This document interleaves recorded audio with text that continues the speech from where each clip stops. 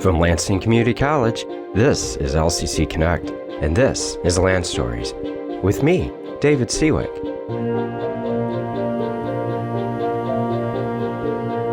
Each episode explores a different topic, such as the people, business, neighborhoods, communities, buildings, and other phenomena that make up the history of our college and our region. We tell stories, and in doing so, we connect the past to the present. In this episode of Lanstories, we have quite the story to tell.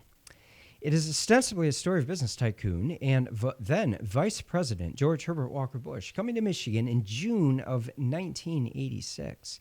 However, the visit itself was very much overshadowed by the backstory behind the visit. In particular, one of the people, actually the person, that George Herbert Walker Bush came to Lansing to see, a very well-known local businessman by the name of John P. McGoff.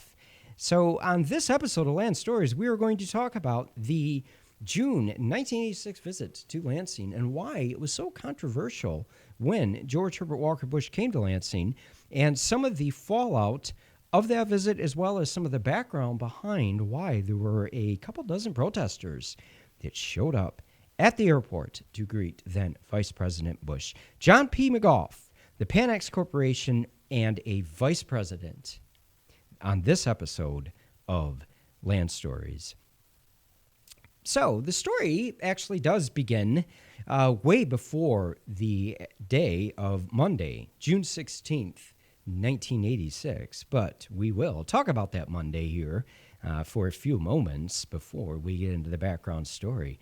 Monday, June 16th, 1986 is Dateline, and the location is Lansing, Michigan. And if we open up a copy of a newspaper on that day, we would have read a headline that Vice President George Herbert Walker Bush came to Lansing, Michigan to meet with local businessman John McGoff. And as it turns out, protesters met Bush and the entourage that the vice president brought with him at the airport. The reason why protesters did that is because Vice President Bush at the time came to Lansing to meet with the person who started the Panax Corporation. That would be John P. McGoff. And McGoff, by the time 1986 rolls around, has become a prominent member of the Republican Party, and he is one of the donors that the Republicans can rely on to fund campaigns. So in 1986, it's an election year. U.S. House of Representatives, every 2 years, all U.S. House seats go up for re-election. And in this case, Bob Carr, his U.S. House of Representatives seat was the seat being contested. And Jim Dunn was a Republican from Wayne County who happened to be the candidate the Republicans chose to contest that election. Bob Carr, at that point, had been the incumbent Democrat and had held the seat for several terms. Now, Dunn was well known in the Republican Party, having been a property developer in the Detroit area for many years. He made a name for himself in the Michigan business community and had actually entered politics way before the 1986 election.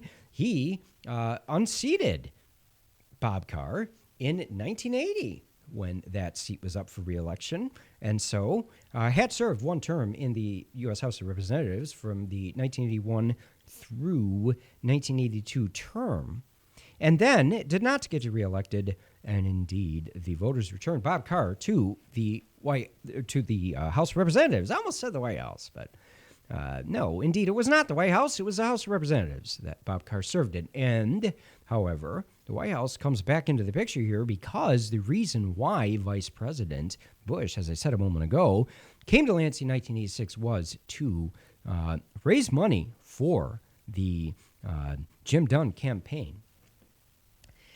So this then gets us to the point where Vice President George Herbert Walker Bush has come to Lansing.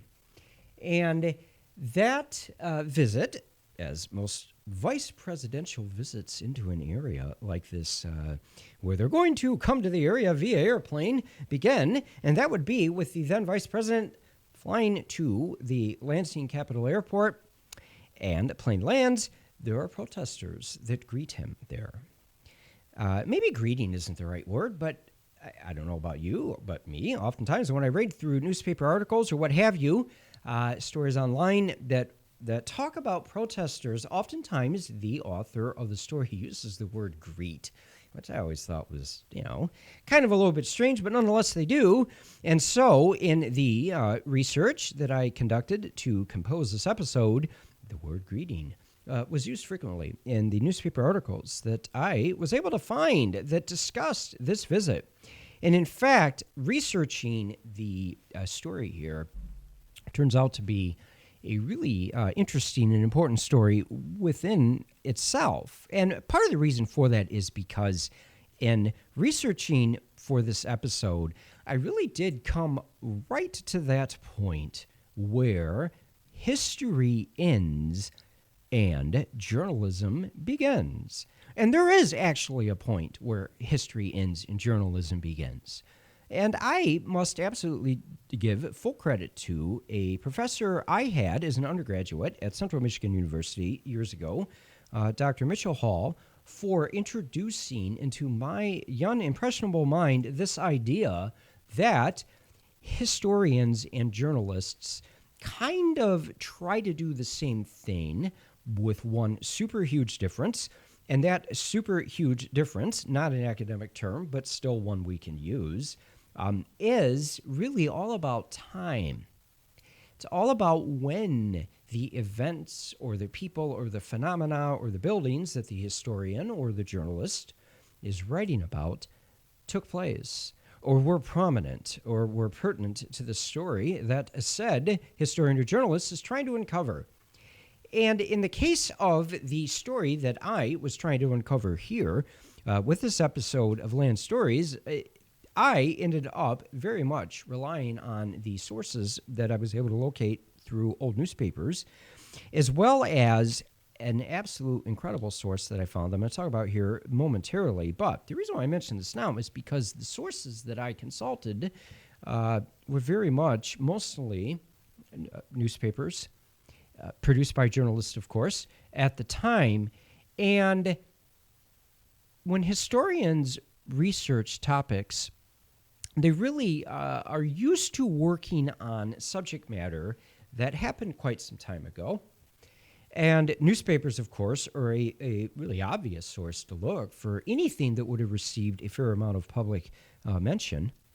And so it's not at all surprising, therefore, that when I started to inquire about John McGoff and the Panax Corporation and how they ended up being involved in this vice presidential visit to the state of Michigan, to the Lansing area specifically, it's no surprise that newspapers were the first thing that popped in my mind of places to look. But then that brought right back into my mind this very idea that I was researching something that I was going to be relying heavily on the work of journalists to uncover, but at the same time, topics or the topic that I'm researching, or the topics that the show discusses, are involving people that are, still alive, still around. And that is really a very important distinguishing factor, I think, between where journalism ends, or history ends, and journalism begins, if we wanted to go chronologically in our consideration of the subject, because historians are, I think, a little bit more comfortable, at least speaking personally, in writing about people that aren't alive anymore. Whereas journalists, they oftentimes write about people that are still alive. And the very nature of human existence and time and the passage of time means that when a historian approaches a subject that happened 30 or 40 years ago, roughly that 30-ish, 40-ish year ago time frame, which is when this event happened, actually 38 years ago, we historians are not only existing in the domain of writing about people that aren't around anymore. We are in the domain of writing about people that are still around, or at least in the case of a subject matter such as this, discussing, writing about a subject that involves events, people, phenomenon that aren't completely gone to people that are still alive. And so we need to be respectful of that. And it is something that I have very much kept in mind in researching this topic here. Now, there's one more thing I need to mention as we are getting into this more deeply here, and it's also related to the theme that I just spent a few moments contemplating. And that is, this episode discusses some topics that are, they're a little bit difficult for us because it involves violence perpetrated against people who are protesting. And so a little bit of a warning to you listening right now, then about 5 minutes from now, this episode is going to discuss a very difficult topic, and it is a protest that involved children being assaulted by the police. So warning to you, that comes up in about 5 minutes. So with all this said, the moment that we want to return our minds back to is the moment of Monday, the 16th of June, 1986. And there are protesters at the Capital Region International Airport greeting, there's that word again, Vice President Bush as his plane lands. Now, why were those protesters there? What were they actually protesting? Were they just protesting the mere presence of Vice President Bush? Well, no, they were not. They were protesting something that they believed he had a direct tie to in his coming to Lansing to meet with John McGoff. So, let's talk about John McGoff. Who was he? Why has his name come up? And why was George Herbert Walker Bush in Lansing to see him? John McGoff has quite a fascinating story, actually. And in researching this episode, I absolutely was amazed at all of the connections that I was able to find with Mr. McGoff and various community organizations and businesses that are in the Lansing area even to this day. So John McGoff comes to Michigan actually after having grown up in Pennsylvania. He grew up in Edgewood, Pennsylvania, which isn't far from Pittsburgh, and his father worked in the local steel industry. After he graduated from high school, like many young men who were born in the 1920s, he ended up being called to service for his nation during World War II. He saw action in France and Germany as part of the 3rd Infantry Division Medical Battalion. After that, he enrolled at the Michigan State College, what we now call Michigan State University. And from there, he earned a bachelor's degree in journalism and eventually went on to earn a master's degree in history. That's right. He earned a master's degree in history and wrote his master's thesis on the establishment of the Michigan Agricultural College. So essentially his thesis was the history of the college and why there was a degree of controversy surrounding the establishment of it. Eventually, he ended up working for Michigan State University in an administrative role, and from that point on is when McGoff actually made a couple of what would become very important local connections to his future business career and ended up starting the company that would eventually become Panax Corporation. And the very beginning of that company is in the formation of the WSWM FM radio station and the corresponding Mid-State Broadcasting Corporation. McGoff's life ended up taking a dramatic turn for the better in terms of his financial future and his business success when he befriended Michael Dow. Michael Dow is the son of Alden Dow, a very well-known person in Michigan history. And, of course, the Dow name is well-known around the state. In befriending Alden Dow's son, Michael, McGoff was able to obtain a loan from Michael's father, Alden Dow. And with that money, he formed an investment group with Michael Dow and Clarence Dusty Rhodes and Harold L. Good, all men that would become well-known names in the Michigan business community, in the print and broadcast media businesses as well. And very much because of the founding of WSWM and the Mid-State Broadcasting Corporation.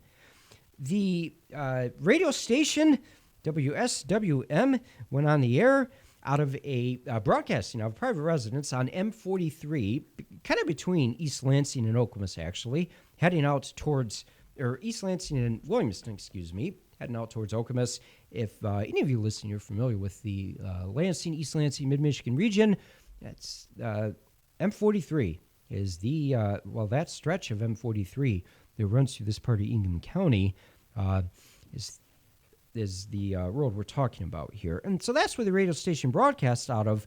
And McGoff formed the company with his initial investors and then went on to hire a staff to run the radio station and its broadcasting company. And there is a Lansing Community College connection into here, in that the gentleman that McGoff named to head the company, or to be the station vice president, involved in day-to-day operations, a gentleman by the name of James Anderton, who later, in the late 80s, early 90s, went on to serve briefly as the third president of Lansing Community College.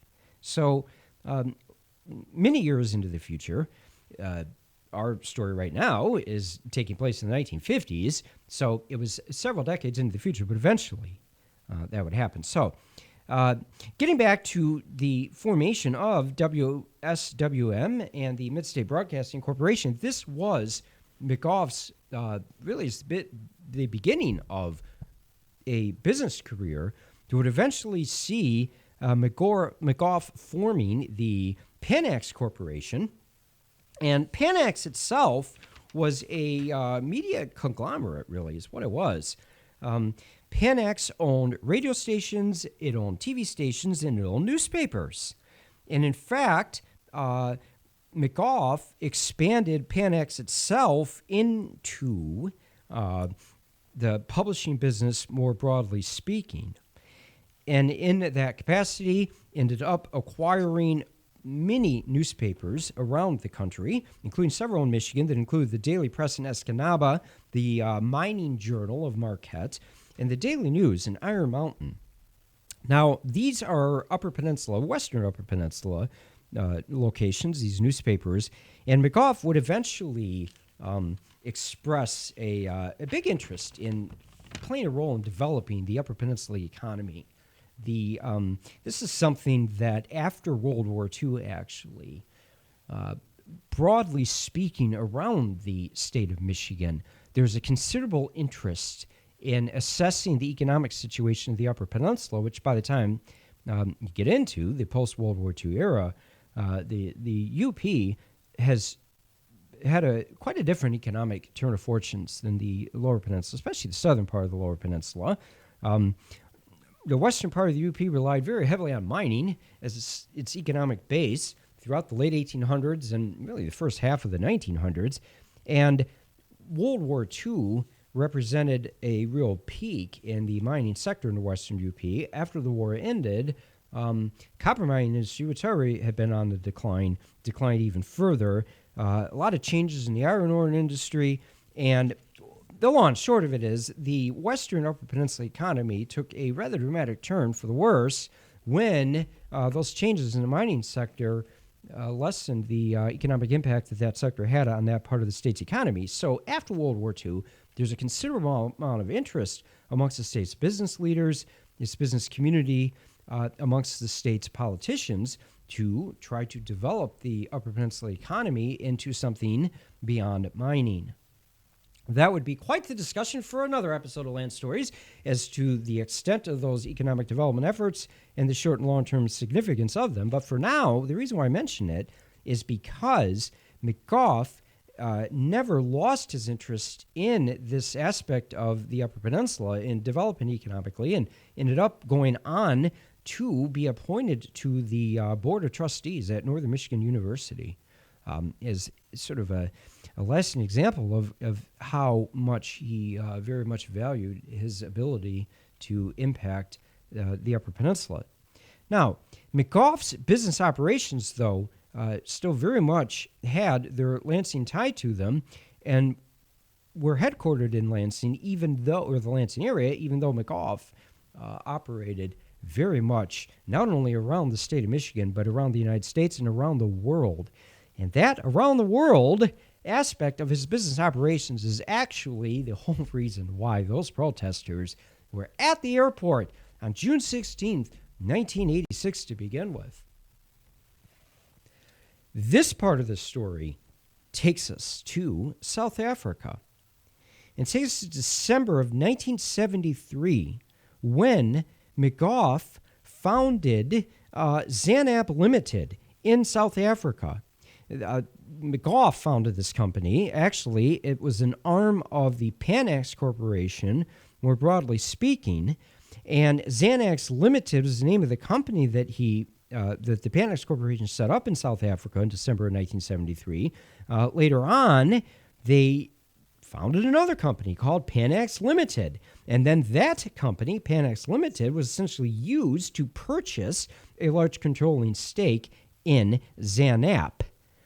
Now, between 1974 and 1975, this Panax company then, it was set up in South Africa, eventually put about $500,000 in setting up a printing operation, a printing facility in Johannesburg. The South African government was heavily involved in this because they underwrote the business transactions. In other words, they provided some of the finance capital that allowed the Xanax company to operate, to set up and operate in South Africa to begin with. So the business ties that McGoff had in South Africa really could not be separated from the South African government. This is where McGoff is going to eventually run into a whole slew of trouble. And there is, it must be pointed out, there is still a considerable degree of uncertainty over the extent at which McGoff did actually face legal troubles or legal challenges based on his operations in South Africa. Now, what we do know is between 1974 and 1975, as I mentioned a moment ago, Panax Corporation invested several $100,000, or the equivalent of several $100,000 in South African currency at the time, building a printing facility in Johannesburg. Over the next several years, the Panax company would expand its operations throughout South Africa. And in fact, McGoff used support from the Michigan Chamber of Commerce to promote his business interests in South Africa and other business interests. Now, there's a couple of things to keep in mind here with regards to doing business in South Africa and why in the 1970s this may have been a country that had interest in American and other investors in expanding their business operations into new markets. South Africa was seen as one of the most important developing markets in Africa. And, of course, I shouldn't say of course, one could never assume the knowledge of people listening to a show such as this. In the early and middle 1970s, South Africa itself was on the brink of what would eventually become a major political and cultural change, a outright revolution really in the country, with the dismantling of the apartheid regime. Apartheid, the word apartheid, is a word that has its roots in Afrikaans, which is a language that developed in South Africa out of the colonization of the region by the British and the Dutch in the 1800s and 1900s. By the time you get to the middle 1970s, South Africa has existed for about 30 years, essentially a one-party state. It was governed by a party known as the National Party, or the National Party, and they were a white government, so a government of the white ruling minority in South Africa.